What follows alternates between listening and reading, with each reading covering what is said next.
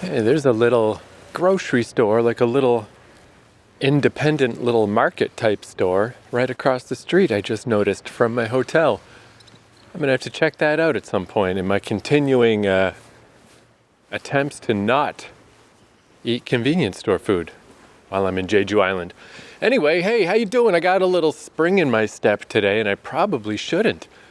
Gotta make sure I don't go on any super epic adventures today because yesterday rained all day, really hard actually, super hard rain.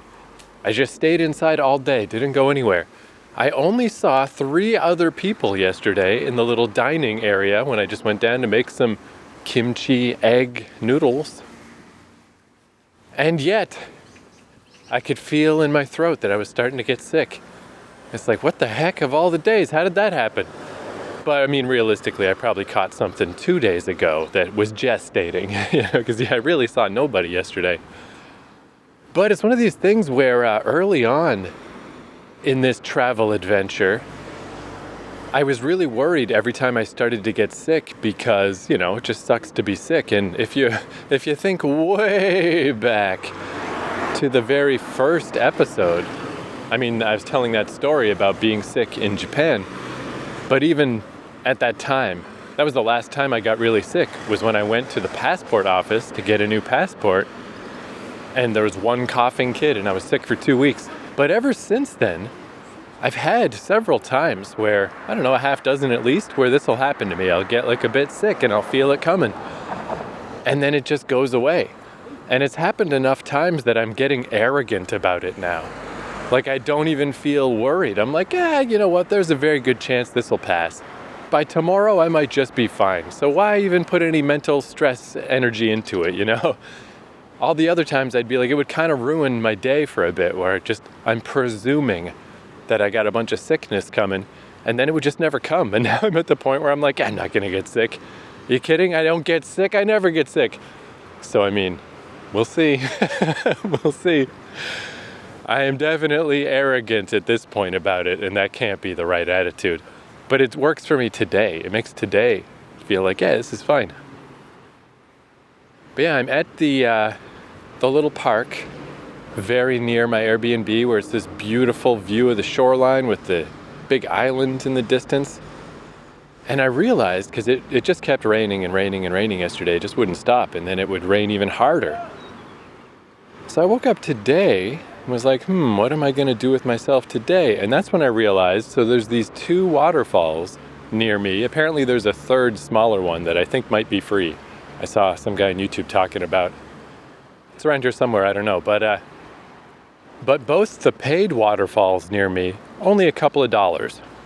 I happen to have exactly 2,000 won bills, $2 in my wallet. And it rained like crazy yesterday. I was like, well, you know what?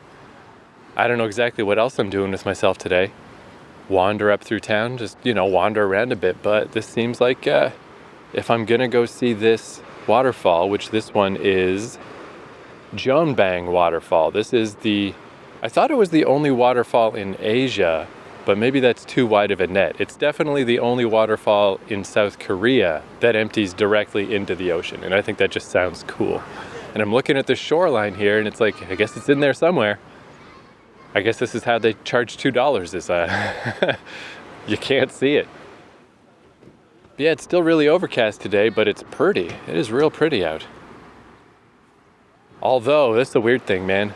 I still just don't know how the pollution works with rain. Yesterday, it was so nice. It was below 50. Everything's out of the danger zone. And then when it started raining really hard, it went down to 29. It's the lowest the pollution has ever been since I've been here. And I was like, awesome, sweet. And then today it's still all overcast and shit. I figured that might carry on, but no, it's up to 100 now. It's one of the worst days all of a sudden. It's like, God damn it. Fuck me, what the hell?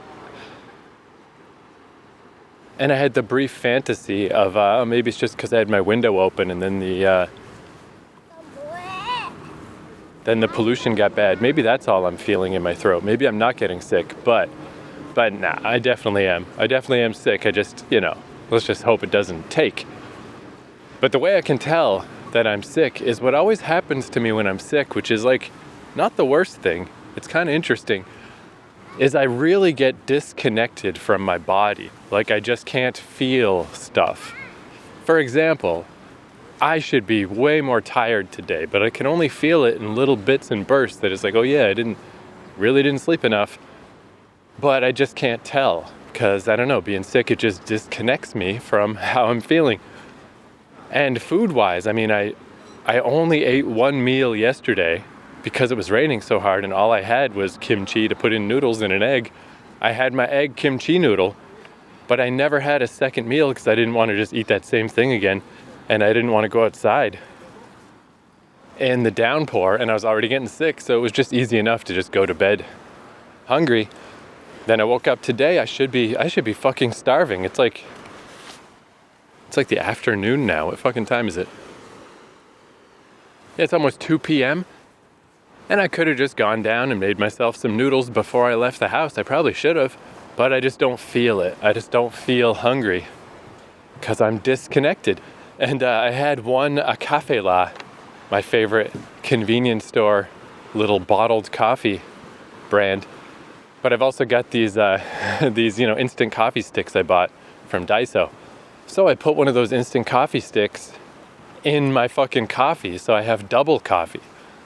Because that'll be helpful later when, even though I don't feel tired and I won't feel the effects of the coffee. It's the weirdest fucking thing. I just can't feel shit when I'm sick. I feel nothing. But the effects will still happen, When I start winding down, which will be extra weird because I won't quite know what's happening or whatever. But this is where it's good to have super powered caffeine to get me past that hump if I need to. It's a bit weird. I don't know if other people's bodies behave this way. But as long as I'm just very low level sick and it never goes any further, then it's not the worst thing to have this happen once in a while. It's kind of interesting. It's kind of neat to be disconnected. There's a little person standing on the rocks of the shore. How did they get there? I can kind of guess. Oh, there's a few people. Yeah, because most of the shoreline here where you can go down, it is all fenced off, but it'd be easy enough to hop over the fence. So I think I see where they walked along the edge of the ridge. That's cool, but that's not for me. No, thank you. Where they are, though, this is kind of an interesting thing. It's this one little area where I was just going down and exploring, and there was a random little wall away from the shore that I went behind, and in there was a whole public bathing area, kind of like a big pool that's out of, I don't know, it felt like I was in Shadow of the Colossus. Just this area made out of stone or concrete or something, that is kind of like a little combination between a swimming pool, but it's definitely intended for bathing and not swimming, so it's not deep or anything. And I presume back in the ancient days, it was probably water flowing straight down from the mountain that people bathed with. Now it's pipes. And there was nobody there. I don't know if people actually do bathe, because it's a little too public, I'd say, at this point in history, now that it's right in the middle of tourism hotel land. I was glad there was no one there. If I turned the corner and it was public bath land, would have been whoops, embarrassing, sorry, I didn't know what I was walking into. But it's cool even just as an indicator of the past, of how things used to work. Yeah, that's pretty cool. Similar, I guess, to the mineral water, those little things that pop up on the mountains all the time. Give yourself a little scrub. But this was way more. This was way this was the actual come here to take a bath type thing. Apparently the smallest of the 3 waterfalls, which is the one I'm not quite sure how to get to, there's 1 day a year where it's said that if you are splashed by the water of the waterfall on that day, you'll have good luck. So apparently it's slammed that one day. It's June 15th or something. But that's one of those things, if you didn't know and you just happened to stumble upon it on that one day, that would be weird as hell. You'd be like, what the fuck is going on? Why is this the most popular waterfall ever? But anyway, as I make my way to this waterfall, I got some various stupid odds and ends to ramble about. Man, one of them is kimchi. It's super delicious, but man, it is a powerful fucking food. Where I noticed, I just got this little $1 Tupperware from Daiso. Maybe I just got cheap Tupperware. But it definitely doesn't seal tight enough to stop the powerful odor of kimchi. Because like today when I just opened my little mini fridge in the hotel just to get out my coffee, just that little moment of the door being open is enough to make the room smell like kimchi. It's like, whoa. I thought maybe I'll probably just have cheap Tupperware.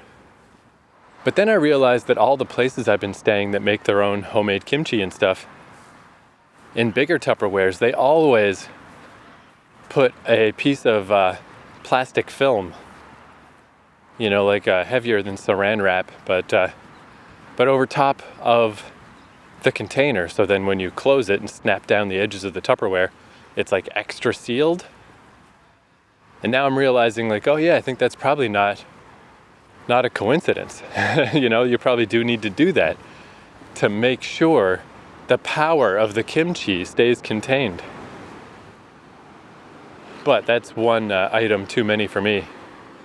I don't think I care enough in my tiny little, I got such a tiny little kimchi operation. I think it's okay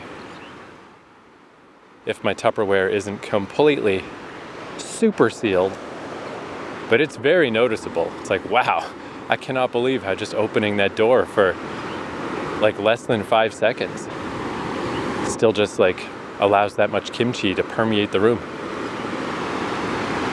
Man, this is really fucking gorgeous. Just still walking along the edges of the shoreline.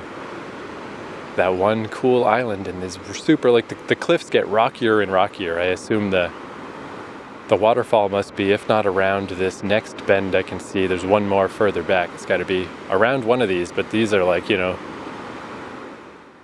20 meter, maybe more than 20. Really high-ass cliffs though, just sheer cliffs straight down to the rocks. This is where, in an ancient Korean drama or something, this is where you could come dash yourself upon the rocks after you have romance problems. Do they do that? Do they have romance problems that would necessitate killing oneself? I don't know.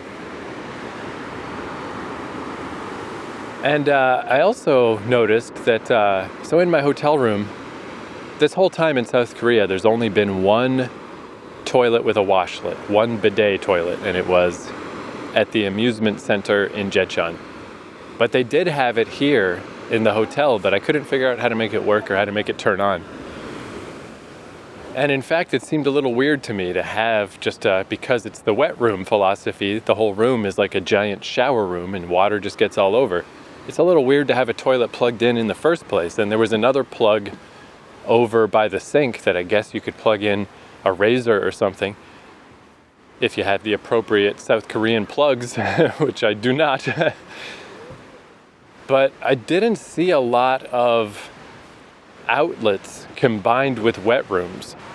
There was a little bit in Jeju, that big wet room. You did have to plug in a plug to get the hot water to work. And it was a little uncomfortable every time I had to plug it in because it was in the same room. And it's just like, I just don't like plugging a plug in while I'm standing in a damp room. Feels weird. So in this case, what I realized is that the power is not on in the wet room. That's why the fancy toilet isn't working.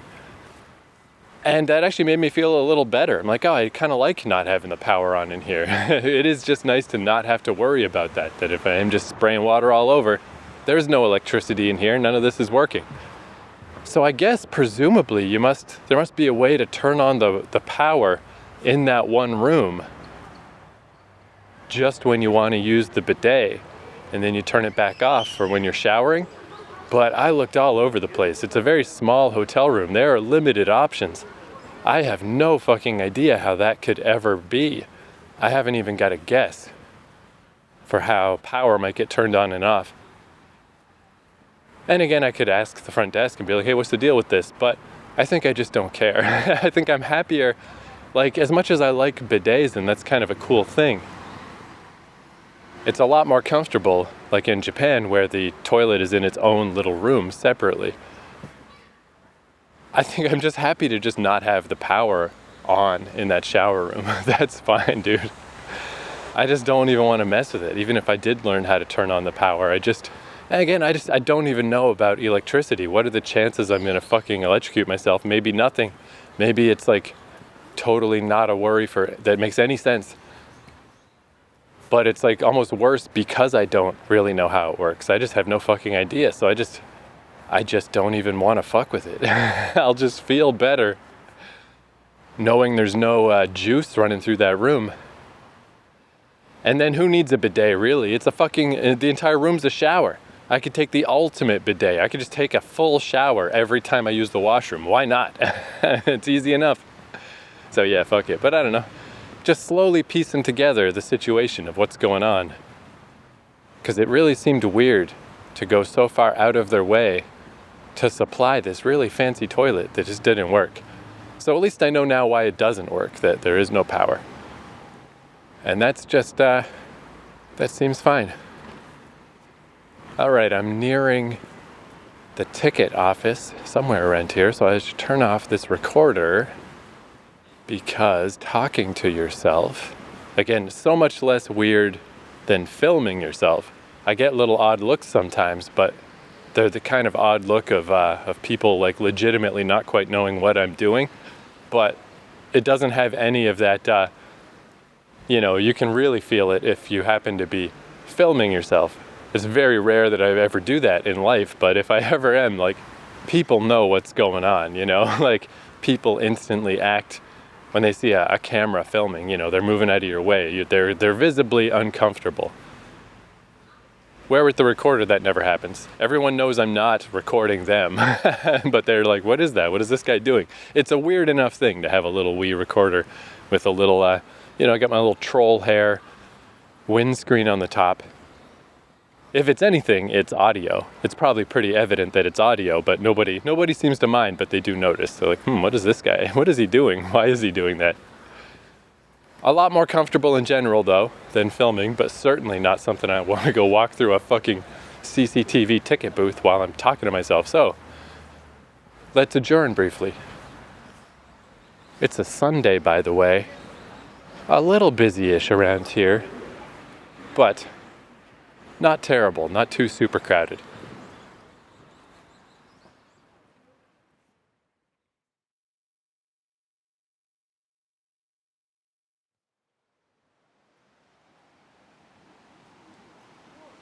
All right, I got my little ticket. Cash is no problem.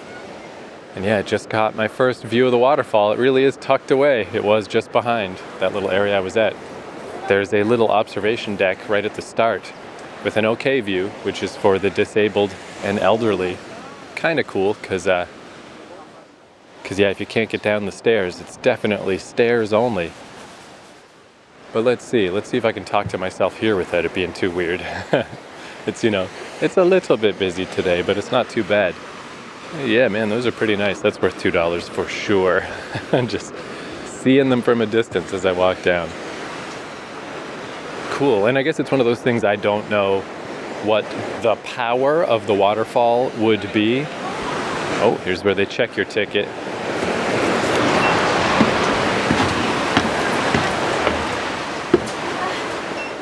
Thank you. Gave it a little scanny scan. Well, this is so weird because it's exactly the same looking as all the other cliffs I've been walking along this whole day. It's just, yeah, this particular one has a big ass waterfall. And yeah, it's just designed so that you just can't see it unless you're down here. Sneaky. Perfect for charging $2 for. But yeah, I have no idea how strong this waterfall would be if it wasn't raining all day yesterday. But it's pretty sweet today. Pretty big ass fucking waterfall. And yeah, these cliffs are serious business, man. There would be no getting down these. Even, yeah, this natural terrain I'm looking at, what I'm walking beside right now, it's just cliffs. Like, these stairs are entirely man-made. I don't know how the heck you would have got down here back in ancient times. Maybe you didn't. I don't know. Or you must have had to approach from a ways up the coast. Maybe. I don't know. Maybe just on a boat. I don't know how you could get here at all. Oh, that reminds me. It just made me think. I wonder if anybody back in the ancient days made scary vine ropes or anything. That's one thing that's kind of cool is there's a lot of fire extinguishers all over South Korea. They're real good with making sure there's always fire extinguishers around, which I don't know if that's related to the fact that they're... I've noticed that the outlets, maybe it's just because I get a cheap power converter from a 7-Eleven, but there's a lot of that little like pop and you can see a little spark. I noticed that like a lot from the outlets around here. So maybe it's good to have fire extinguishers always at hand.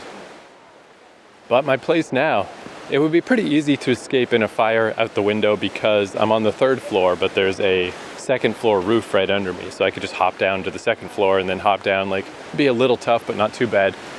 But this place has like a grapple hook. There was a little container in the corner and I was like, what's in this? And yeah, it's like a little Batman style grapple hook. If I ever need to grapple my way down, it feels a little good to know that that's there. I'm just exploring away from the waterfall first since I'm talking to myself. So if you go away from, you can go a little ways and then no entry. Down on the rocks, oh, this might be, again, my just very vague, tiny little bits of things that I accidentally learned and then never fully researched. Apparently there's a big thing around here historically of divers. I think it's women specifically who dive down and like they harvest stuff like fish. Not fish, literally, I mean they get crustaceans and stuff, but they go fishing with literally just like swimming down to the ocean floor and just picking up crustaceans and stuff. Maybe that's what this is. There's like a tarp set out and there's people that have containers and I mean, I don't think that's literally what they're doing today on this crappy ass overcast day, but maybe this is some remnant of that. I'd forgotten about that till just now. I wonder though, I was thinking with the other waterfall, if I could see it in the day and in the night with my my $1-2 ticket. I think not. Now that I see how the process works, that you buy the ticket, but then another booth scans your ticket. I think that ticket is gone now. I think I burned that ticket. That's okay. Again, like I'm gonna be here forever. I think I can go to a waterfall twice. But yeah, that other waterfall stays open till 10 o'clock at night because they light it up. I saw that this one is only open till 5:30. Presumably again, because it just gets dark as shit. There's no lights at all around here. A lot of snake warning signs. I've been seeing those all over the place. And I did finally see my first snake in Busan. I haven't seen any snakes around here, but there are a lot of warning signs about snakes.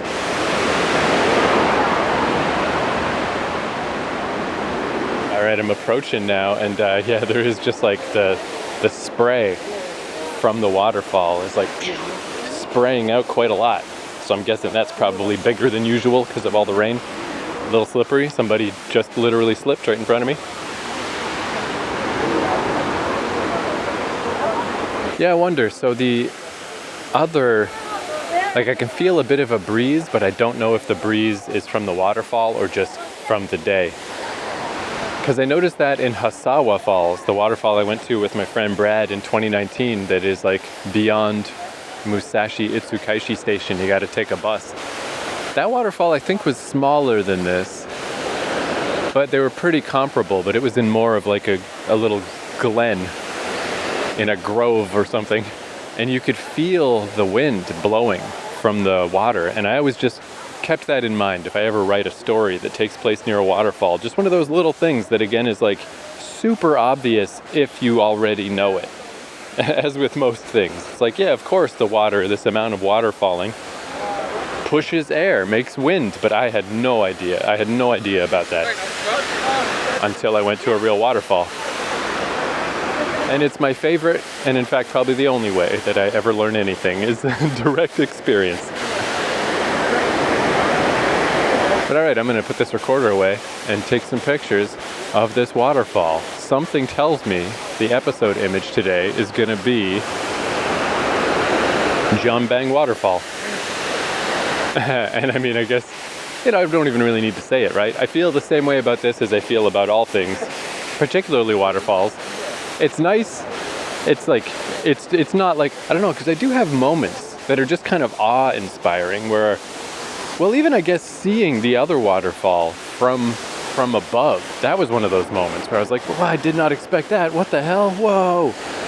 Maybe this one is just because I was like, not only do I know this is here, I literally just came and spent $2 and filed down with a bunch of people to see it. So I don't know, I think there's something wrong with my brain that I'm like semi-impressed and just also feel nothing. Well, I suppose this could also be because I'm sick, right? I was just saying how I feel all disconnected from my body. What I'm trying to say is I'm staring at this waterfall and it's great. 10 out of 10 waterfall. That is the platonic ideal of a waterfall. That's a waterfall from a fucking shampoo commercial. It's just like the greenery and it's fucking pouring down directly onto the rocks, and then I'm right on the coast of the ocean and there's waves crashing behind me. This is perfect. And at the same time, I'm like, yeah, it's worth $2. Yeah, why not? It's right across the street. It's only $2. Can't complain. I guess it's just that the small personal experiences are just the ones that stick with me more than the tourist stuff, no matter how good the tourist thing is. But this is good. This is very good. A very fine waterfall. But yeah, okay, I'm gonna take some pictures now. Put away this fucking recorder.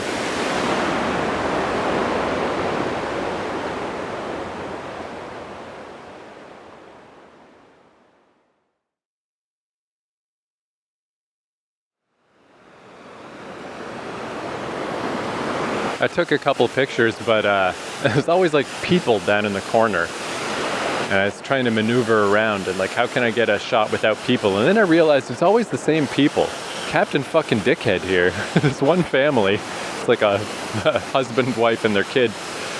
They are right at the front. They are right in the way of everyone. And they are taking their goddamn time. But it's kind of good because it's just had me standing here for minutes on end, just soaking in the waterfall. It's kind of helpful because I have a problem with that. I have a problem staying in one spot and appreciating the place that I'm at. I'm just, you know, as I said many times, I'm just way more of a pass on through type of guy. Walk by, look at the thing, go, ah, cool, but, you know, see the whole area, keep walking around. Geez, now they're maneuvering even more in front of me. These people are obnoxious. There's like 100 people down here and there's only one family that is just fucking right in the middle of everything. The dickhead family, for sure. But anyway, again, yeah, whatever. Whatever, take your time, dickheads. You're at least giving me an excuse to stay down here longer. But I'm looking at this waterfall. And I did notice that on the smaller waterfall, the one that I was saying is like good luck to go touch or to be splashed by on certain days, I saw a picture of that online where somebody was doing that classic sitting under the waterfall thing, which to me, that's just something that Ryu from Street Fighter does. But I mean, presumably it's real people do that. But I think if you tried to do that under this waterfall, at least today after the big rain, man, you would be crushed. You would crush your little spine. You would have to be a very fucking strong dude. I do not think you could survive. I was always curious about that though. Like, what does it feel like? The pressure under a waterfall. But I bet it's fucking bad. I bet it is real bad. It's probably a lot heavier. I don't know, because again, my stupid video game life, to me, waterfalls are always go check behind the waterfall because there's probably a hidden cave. In this case, you can see it's like the waterfall is like three major streams, not just like a big wall of water, so you can see behind it. There's no secret cave. But then the other thing is to swim up a waterfall. You know, maybe you need special gear like in Breath of the Wild, and then you can swim up a waterfall. But maybe you're just so badass in whatever game that you can swim up a goddamn waterfall. And then if you can swim up a lava waterfall, that's when you know your character is rocking and rolling. Yeah, I'm just getting the sea spray, the waterfall spray, spraying on me. It's really nice, actually. It is nice to just like take a little time to let it sink in. It's a pretty small little area. You know, it's pretty clear. Well, there was that sign that said, don't go this way. And then the other way, I don't really see a sign, but I don't know how easily you could get over there. Maybe. There's like a little sandbar. You probably could, but there's nothing over there. It's fucking just cliffs. Cliffside. Yeah, there's definitely no obvious way to get to this waterfall in ancient times. This is pretty severe. So God bless the modern age, I guess, for the mere price of $2 with a convenience store at the top. We got steps. We got freaking stairs, man. Oh, there is, okay, I see a do not climb sign over to one side of the waterfall. I can kind of see that. If you were a lunatic, yeah, you could kind of scramble up those rocks, but they're all slippery and wet. You could only go like halfway, or maybe 2/3 of the way up the waterfall at best. But yeah, they got a sign that's like, don't, man, what is wrong with you? I'm always so interested by this too, about just river systems in general. I just don't really, I mean, I guess it's just the pure volume, the size of the world. I just don't know how this stuff doesn't run out. Like, yeah, I get that it rained a bunch yesterday, but how is there still water left to come cascade down here? How come it hasn't run out yet? And you know, especially, it didn't rain at all for like weeks ahead of this.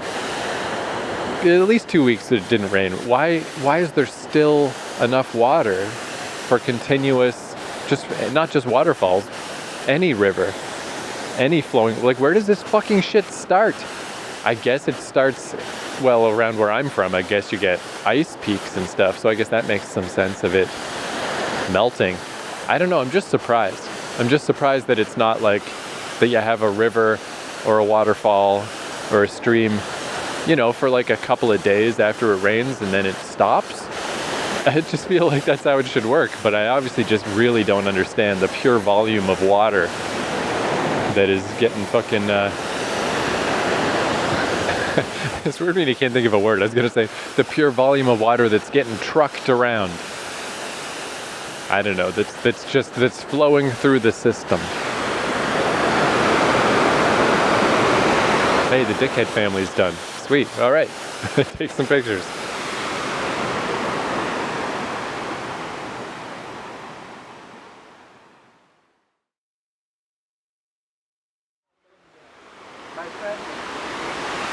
So it's kind of funny that literally just because I bought a ticket for this and spent $2, it really is changing my, like, you know, where I like feel like I should appreciate it more. Like if this was just a purely natural thing that I just wandered by, I would have been out of here by now for sure.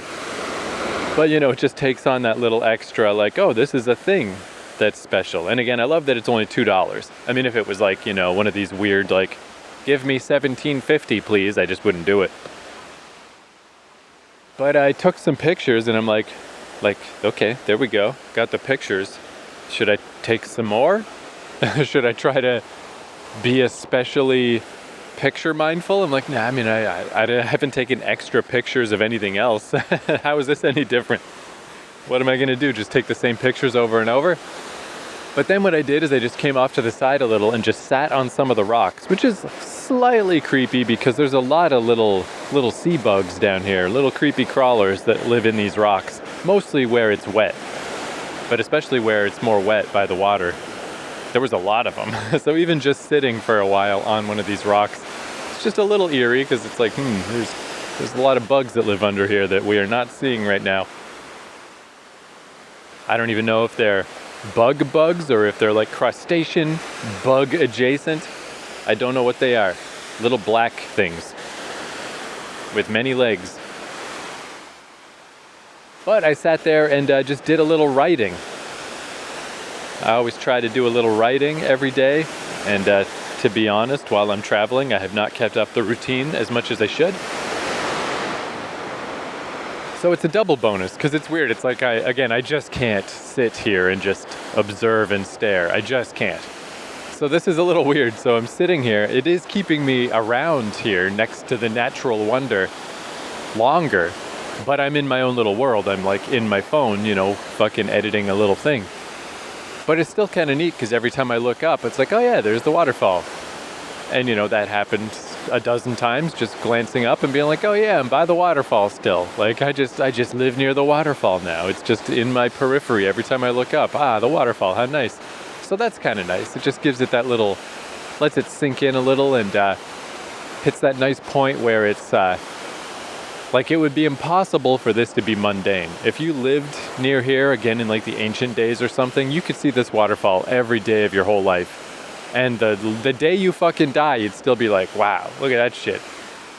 But it normalizes it just a little when you spend enough time down here that it's kind of cool. Like, it's extra comfortable. I guess you can stop, like, I can stop with that little mental gymnastics I'm always doing of like, how come I don't appreciate these things more? And I just don't. I'm just not wired that way. But it's nice to let it sink in a little where it stops feeling like you need to. It's like, that's just a thing that's there. That's just an amazing thing that's just there whenever I look up. But anyway, I got a little bit of writing done, a little teeny bit. But again, I wouldn't have done that. I should. Like, that's where I wish I could train myself a little more. I wish I could train myself to stop at these various different spots and just sit here. Just sit there for 20 minutes and do some writing. I mean, that would add up enormously.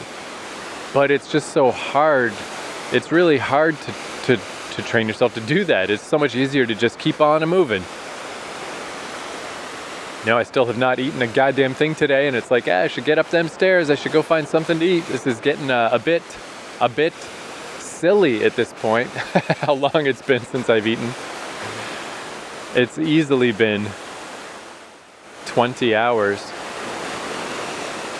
But I don't really feel that hungry still either. But I mean, just purely from an energy standpoint, it's not smart to not eat ever.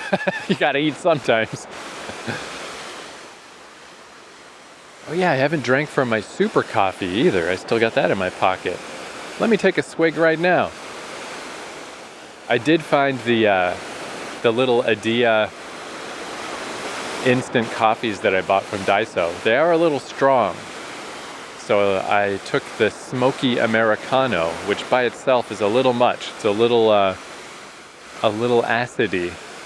But when I put that in the Cafe La size up cafe latte, lower sugar, my favorite type of South Korean convenience store coffee, let's see how these taste together. And with their additional super caffeinated properties. Oh wow, that's pretty good. Because yeah, I like these Cafe Las because they're not super sweet to begin with. Oh yeah, it gives it like an aftertaste. I got an aftertaste kick of the smoky Americano in my Cafe La. And yeah, it's still plenty sweet enough to counterbalance the distinct unsweetness of the instant espresso thing. That's fucking delightful.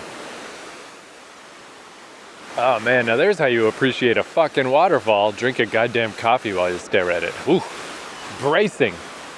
Delightful. Anyway, yeah, this is pretty nice. Pretty nice. I think it's probably less than 100. Maybe it's 60 people down here. But I think the 60 I came down with, I don't recognize anybody. I think it's a new wave. So I think that means I've spent enough time. I've spent at least the same amount of time as everyone else. But yeah, totes good.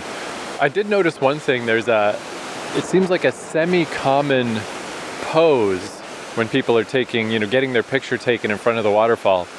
That, again, I don't know what denomination of Asian any of these people are, because it's, tourists, so they very well may not be Korean. But they may be. Maybe they're from the mainland just coming to Jeju. You can get here for fucking $40 and it's a tiny flight. But there's a pose I saw multiple people doing where they just hold both arms straight up over their head, like, goal! Hey, someone's doing it right now. But then one of the times that I glanced up, I saw a standard North American, just younger copy of me getting his picture taken, and he's doing the, arms with arms wide open, the fucking Christ the Redeemer pose, head back, arms out. And it's like, fuck off, you dickhead. You dick shit. Stop being such a douchebag. This stupid, super aggrandized fucking pose. Nobody Asian is doing that pose. Maybe it's the king of the world pose, you know, Titanic, whatever. But it's just like, you're a dickhead. No one's gonna see that pose and think, what a cool guy. They're gonna think, God, what this guy, what a dink. What a little dink. I'm semi-surprised I haven't seen anybody fall. That must happen a bit regularly because these rocks really are tough to traverse, and in particular, these two old people came down and man, the ravages of age, they were having a tough fucking time. But yeah, man, $2 well spent, highly recommended. Am I turning around on waterfalls? I think I am. It seems that the Jeju variety of waterfall, it's doing it for me. It's working out.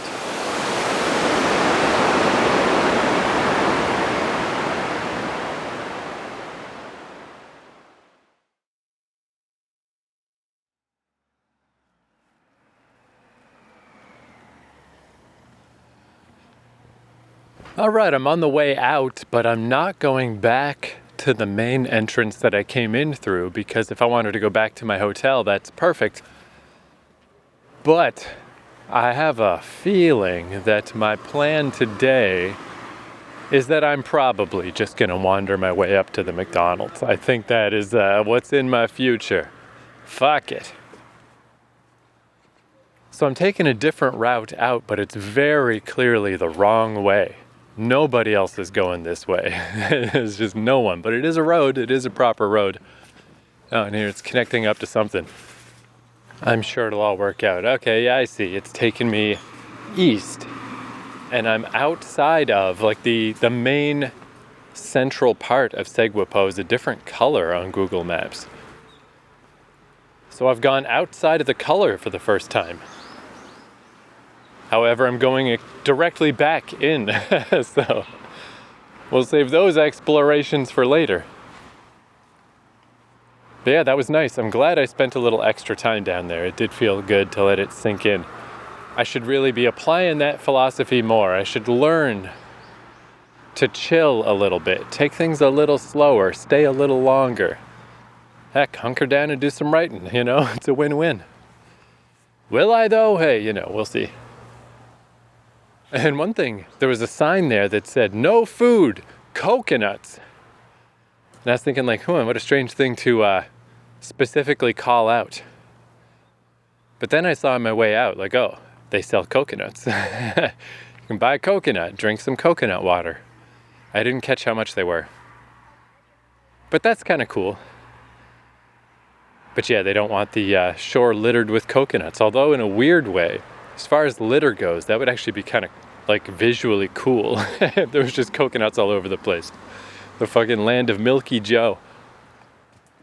Now, what was I gonna say? There was some stupid thing that was on my mind since this morning where I'm like, oh, I should yammer about that.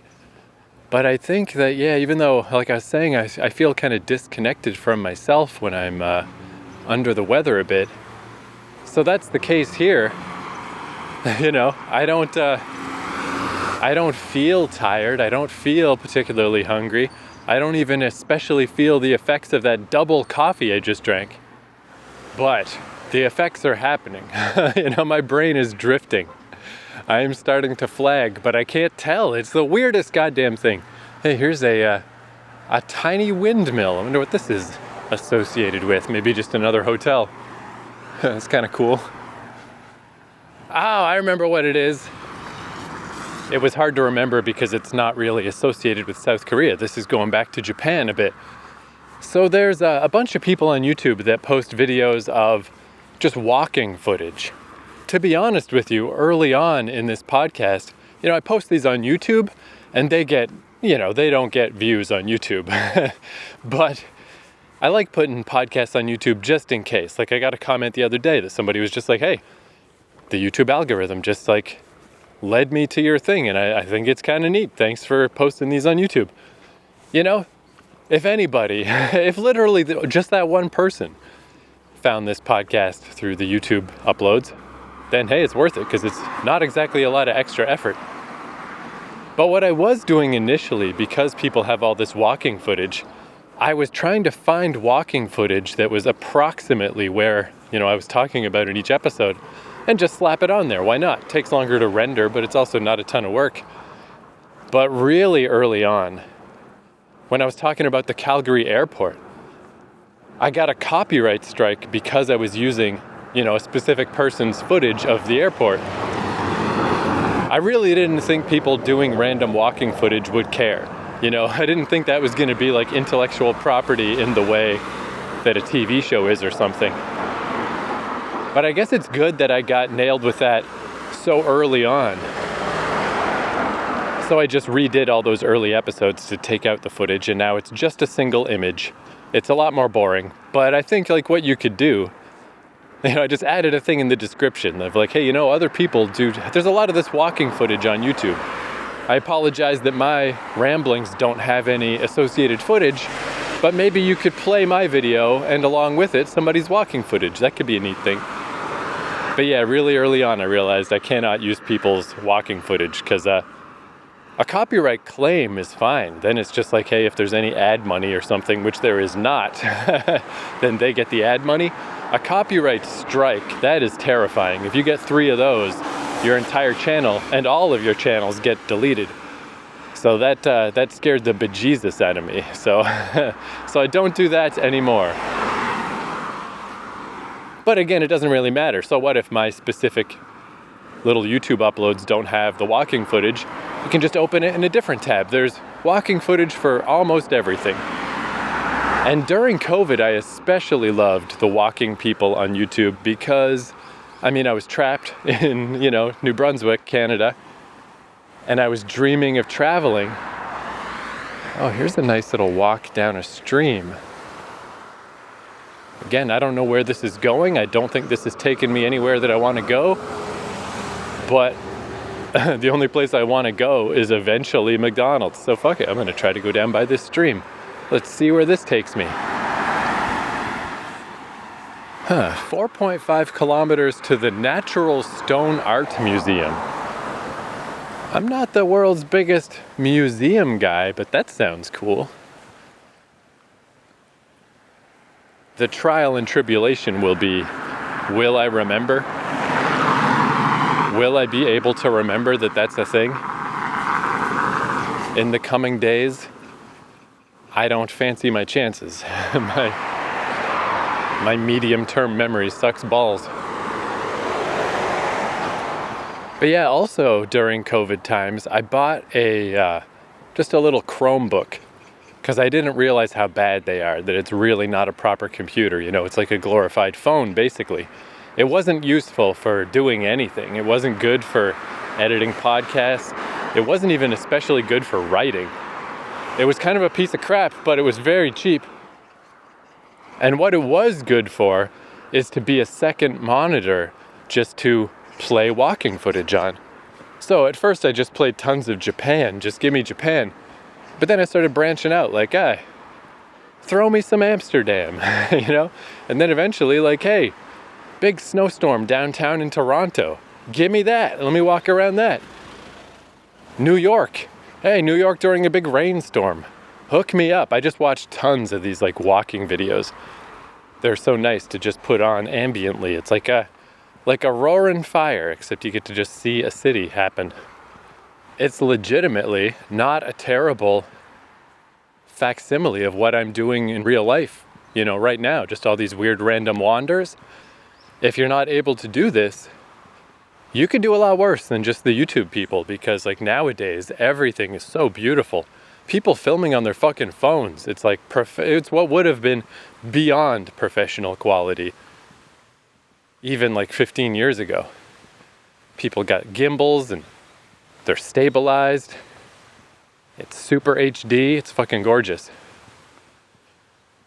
Speaking of stone statues, there are quite a few stone statues just around Jeju in general, made out of this like porous stone. And there's one here by a little water wheel. It's like a lady with a jug, like she's pouring it into the water wheel, but there's no water coming through right now. Wow, this is nice as hell. Again, I don't know where this is going, but I'm not even gonna check. Who the fuck cares? Just this nice little stream. with like a stone walking path that goes along it. This is fucking pretty. Just east of the waterfall.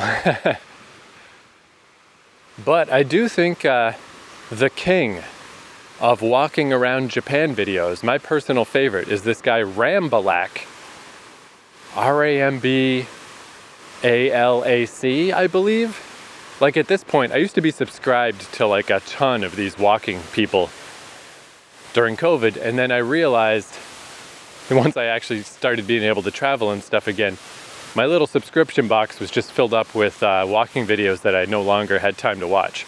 So I unsubscribed from many people, but I stayed subscribed to Rambalac because he's just so good. He just does these really great walking videos, and like everywhere.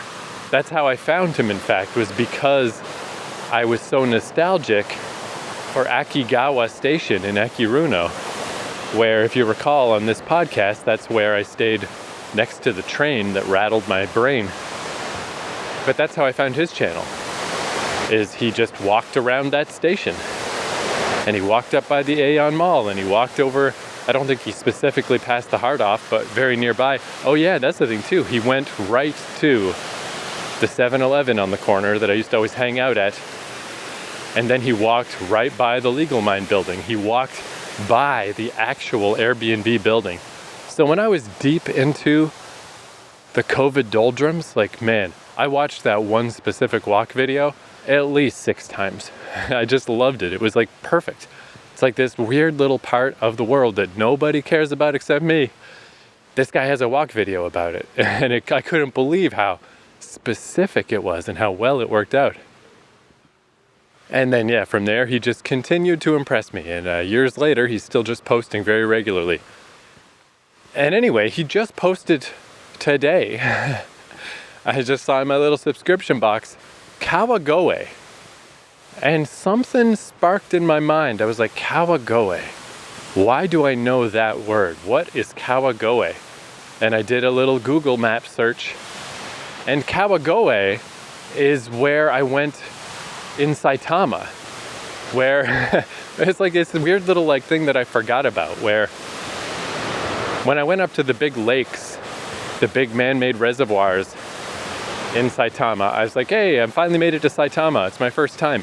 And I forgot that I actually inadvertently went to Saitama before, because at the time I wasn't quite sure where I was. It was when I was staying in northern Tokyo near Naka-Itabashi, and I took that train line, and I just ended up going to a park, like an aquatic park that was super dark because it was just really dark early that time of year.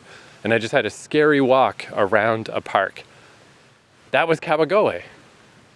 So I took a quick gander at Rambalac's video. I'll watch it more properly later today. But he's at a different part, because what I did is I got off in the daytime at a fairly obscure station and just walked through some weird neighborhoods and stuff. And then I returned to the major station after it got dark. So I presume he's in one of the more major areas, so I wouldn't recognize it anyway, because if I was there at all, it was dark as heck. But that was a very cool day, very memorable. But what I remember is, I remember the train, I remember the neighborhood, I remember the park, I remember the pitch black walk back, and I remember the big cool station. I didn't necessarily remember the name of where I was, but it was Kawagoe. It was somewhere buried deep in my mind. And I just think that's cool. The reason I'm bringing all this up is I just really think it's cool to, maybe this is a good example of what I was saying before about the waterfall. That was a great waterfall. But the stuff that I really dig is the little idiosyncratic stuff. One of the reasons why I was really not sure about this podcast and what exactly am I doing here? What is the point? Because so much of it is going to be about nothing, about nowhere, about random places that are only memorable to me and only notable to me. But they are very notable to me, very memorable to me. This is getting pretty, I'm not sure, the big distinct path is getting less distinct going up this stream. I'm crossing over. It is still going though, so we'll see. We'll see how far I can go.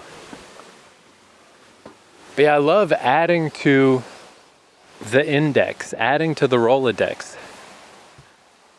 That Kawagoe now is one of those places, it's very on the fringe. So much so that I wasn't, I didn't quite remember the name. But it'll stick with me a little more now. Now maybe I will remember. I just knew that I knew it. And I love that I can just add to that portfolio of little places that are not special and not necessarily meaningful, or not anything you can point out to someone as like, oh, that's a thing. Okay, yeah, this path has come out just into like behind a bunch of apartment buildings into their parking lot. I think it's done. So I will just go back the way I came. Very short walk, but it was still very, very nice, very pretty. And there's a little farming thing here, little farming plot with a little scarecrow. But the scarecrow, it's just a rain jacket, set up to look like a person with an arm outstretched. But it's got this weird mask that looks a bit like a plague doctor mask.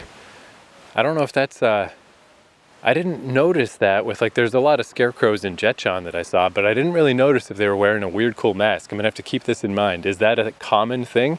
Is this the South Korean version of what a scarecrow looks like? This long beak-like mask and big round black goggle eyes? Or is this just whatever this person happened to have around? We will see in the future. But yeah, I love these places like Kawagoe. I mean, in Kawagoe's case, like I said, it's not even the same place. I was in such an obscure random spot that even Rambleak, who goes to obscure random spots, was not in the same spot as me. But yeah, that's where I just thought, this is going to be, at best, a weird podcast. Because how do you explain that to somebody? How do you explain, yeah, I went on this train to this place and to this park and I did this stuff. I think it comes through quite well in the audio of that day. I think that's a very cool episode of this podcast. I think it's just a really neat day. But without that, without recording on the ground as I was doing it, you would never be able to describe that to someone after the fact in any kind of way that would mean anything. It would all just be too general. All right, you took a train to a neighborhood and walked through it and went to a park and then walked through a different part at night and then went to the train and went home. All right. Without a landmark, without a famous thing, without a notable, I don't know, there's, I guess you could explain it to people in the sense of I was in this park once at night. I think that tack might work of yeah, I sort of understood Japanese horror movies better because it's just dark there in a way that it's not dark in North America. And it's also not like that here in South Korea. Everything is way better lit in South Korea than it is in Japan. Japan is dark and scary and creepy. But anyway, it just made me happy to realize oh, Kawagoe, fuck yeah. I've been there.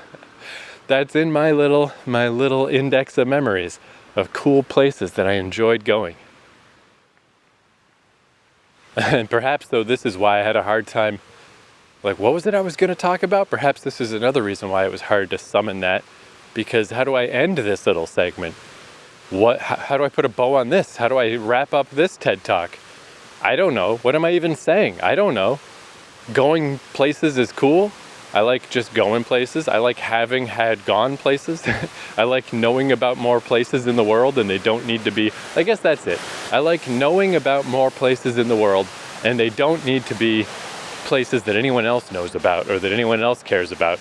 It's just for me. Which again makes this such a weird podcast because it's just for me. But it appears some other people think it's cool too, so that's nice. So here's something. Apparently this path does go further if I was really willing to figure it out. Yeah, apparently this thing goes 9 kilometers. It actually goes quite a ways. But the path forward didn't seem obvious to me. And again, with my just being sick and hungry and tired, even if I don't feel it. This is not the day to go on a 9-kilometer hike, but this does go further. I lost the scent somewhere. But this appears to be the road of Jeju Buddhist pilgrimage to the temple of selection.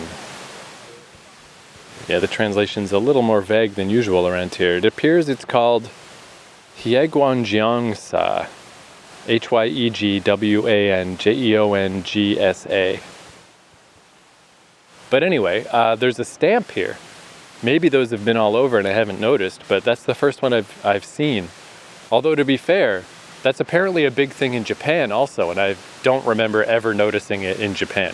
But like if you go to specific train stations or specific temples or specific sites, there's these stamps, and you can stamp your book to say like, hey, I went here, I went to this thing. And I never gave a shit because my stamp is my brain. My stamp book is my brain. And now this podcast, I guess, is also my stamp book. So, I'm stamping in my own way. But I'm not going to carry around a little book and get stamps. I certainly don't care about that. But that's kind of interesting because I have not seen one of those before. But I can't say there aren't any. Maybe I just didn't notice. But I guess I can just tuck this away too. This is a thing. If I want to come back here someday when I'm a little less out of it. 9 kilometers, that's a pretty good journey to something. To a temple. Cool.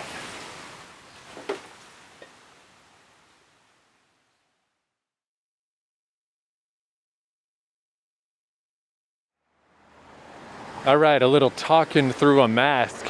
So I think it's probably pretty evident that I'm a little on the sensitive side about the air pollution. There are definitely people that don't seem to notice or it doesn't really affect them. Whereas I saw some people posting on Reddit some real horror stories, just bloody noses and skin rashes and eye problems and can't sleep. Like some people, it really affects bad. So I'm on the low end. It's not really that bad, but I definitely notice it. So this is the first time I've kind of been able to experiment with having a sore throat combined with air quality, because I can't check what it is right now, but it's probably not better than it was before. It's probably a little worse. So it's a little bad today.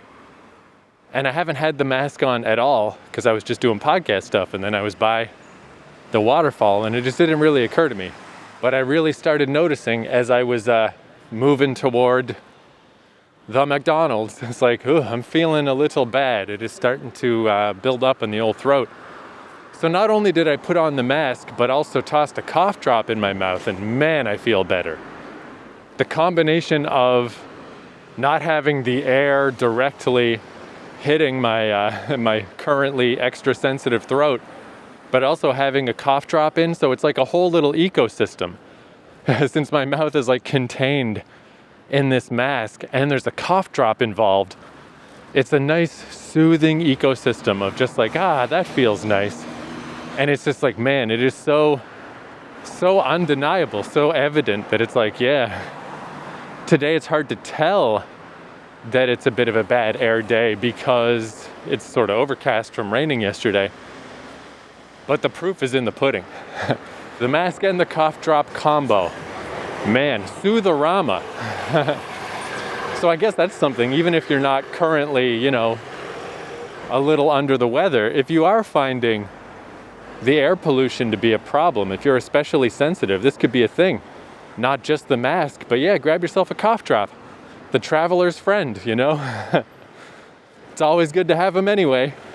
Like I said way back at the start of this podcast, if I ever travel, if I ever get on a plane or a long train ride or a bus or anything without cough drops, something has gone seriously wrong. I always make sure I've got some, because when you're packed in with people, when you're in a social situation, you never know what's going to just make you start coughing.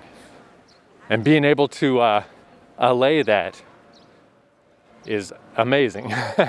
And especially when you're flying, if you're trying to, in my case, I dehydrate so I don't have to pee and whatever. Cough drops have 1,000,001 uses, by which I mean, about 3 uses, but they're really fucking handy. But yeah, this is like super mask. It's like not only do I have a mask on, but my mask feels like a soothing oasis around my face. This is really good. This is nice. This is like I have like a big Fallout style gas mask or something, and I got like an air freshener attachment. And now everything is just like, ooh, that's nice. That feels nice. So there's a little random thing that I don't know, might be useful, maybe not. But I will remember it. That is useful to me. Super mask. Maybe they should sell like mentholated masks, menthol masks, mint masks, masks that have a natural soothing aloe or some shit in them. That'd be cool.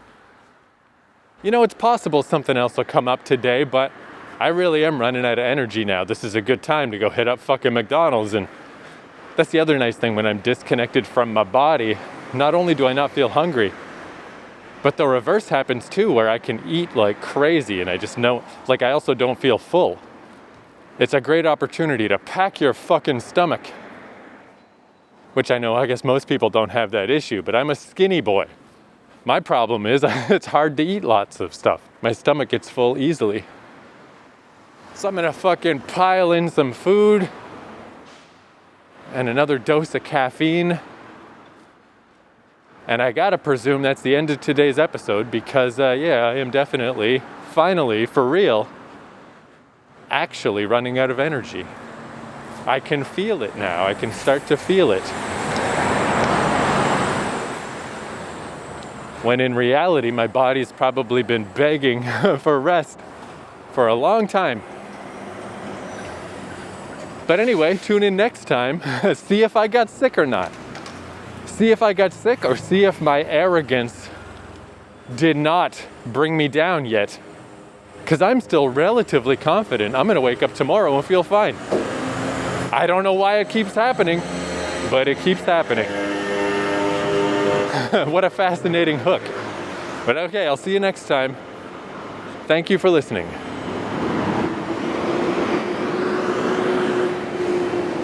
Oh, one last little thing. On this corner where the Adia is not, I added that to Google Maps. They have a little thing, a section for this business no longer appears to be here.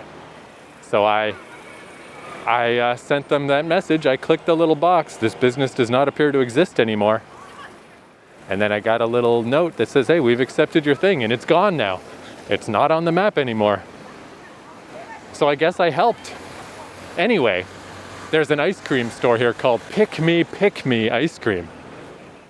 And when I first glanced up from a slight distance, it looked like it said, fuck me. And I was like, what the fuck store is that?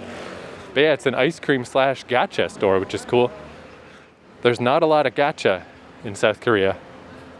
So that's kind of cool. All right, fuck me, ice cream. See you next time.